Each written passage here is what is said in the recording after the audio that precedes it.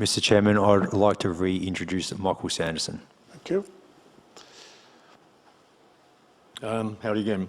This goes to dispute resolution. I didn't know where this fitted in the... Is Westpac, as a member of the company limited by guarantee, the Australian Financial Complaints Authority, AFCA, aware that ASIC information sheet info 215 states, one of the characteristics of a company limited by guarantee is, and I quote, each member of the company has a single vote. Section 3 of the AFCA Constitution breaches this by having non-voting members. What is worse, Section 10.7 states, and again I quote, on a poll, each voting member has one vote for each dollar paid by the member in respect to levies and case costs to the company. End of quote. This effectively gives control of AFCA to the worst offenders. The criminals, metaphorically, have a controlling interest of the court. This is also a breach of information sheet info 215. My question is, as a member of the Big Four who collectively are the worst offenders, can Westpac justify to consumers and non-voting AFCA members how this is justifiable or fair? Well, thank you. I mean, it's actually not a matter for Westpac at all. It's a matter for AFCA, and therefore we'll let them answer the question. Thank you.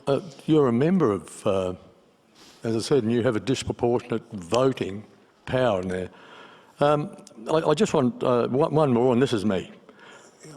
AFCA is perceived by bank consumers to be biased in favour of its members, yet banks claim that AFCA is independent and impartial.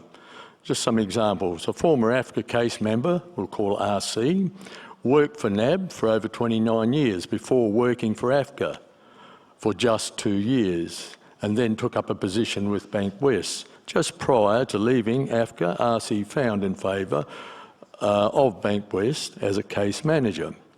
Also, Gerard Brody of the Consumer Action Law Centre, CALC, found that of all home lending complaints made to AFCA in 2020, there were no determinations in favour of the consumer.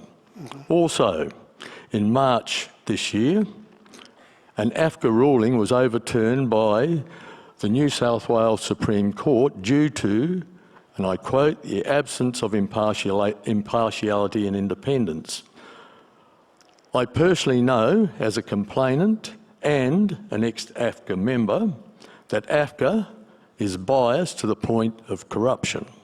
My question is, because there is no meaningful AFCA merits review of Westpac cases outside the courts, is Westpac prepared to fund merits review of AFCA Westpac cases in the federal court?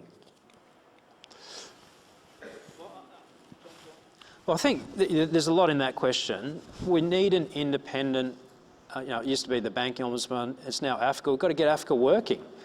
In terms of funding cases, we would do it on a very select basis, very select, not on a wholesale way. We've got to get AFCA working is what we need to do. And understand you don't think it is working.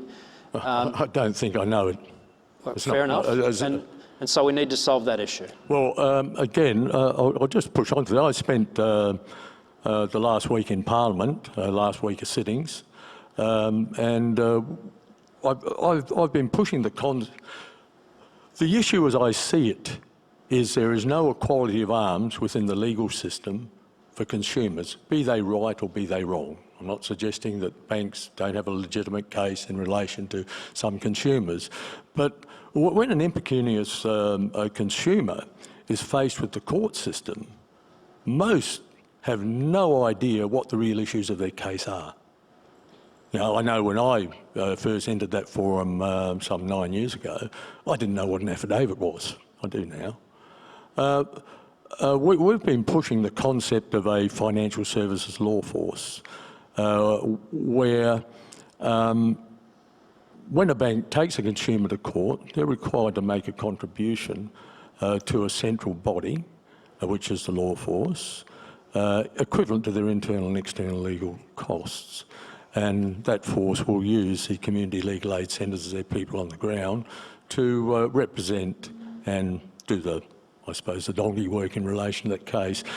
We're of the opinion that that sort of scenario would change internal dispute resolution, external dispute resolution, mediation, farm debt mediation, and AFCA materially. And it also changed the attitude within the bank, because they would no longer have the ability to act with impunity. They know at the end of the journey there is this organisation that will foot it with their corporate legal counsel and represent a consumer equitably. That's the way to fix AFCA. That's the way to fix the IDR. And the beauty of the system is the banks always remain in control, because they are the ones that decide to take legal action. They could choose to deal with consumers more equitably further down the path. So that's my suggestion. Well, thank you for your suggestion. It's always a last resort for us to take legal action. So, we do try and settle things out of court to the extent possible. I respectfully disagree with that. I think the power imbalance makes that impossible. Okay.